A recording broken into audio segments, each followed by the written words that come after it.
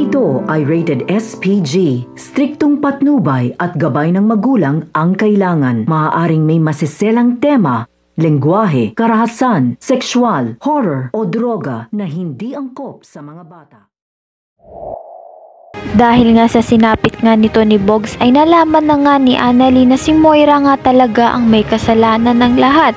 At dito nga'y mariretrieve nga ni Richard ang hard drive nga na laman nga ng ebidensya laban nga kay Moira. At dito na nga'y malalaman na nga ni Doc Tanyag ang laman nga nito dahil nga sa tulong nga nito ni Richard. At dito na nga'y malalaman na nga ni Doc Tanyag at mapapanood na nga niya ang video clip na ebidensya nga na si Moira nga talaga ang nagtulak sa kanya.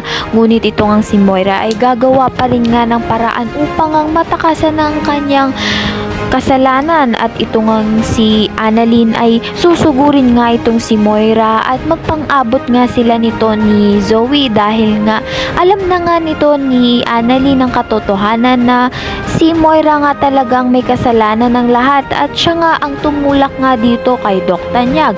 At dito nga pagsasabihan niya nga itong si Moira at Zoe na malapit na nga ang karma at pagbabayaran nga nila ang mga ginawa nga nilang masama dito kay Doc Tanyag.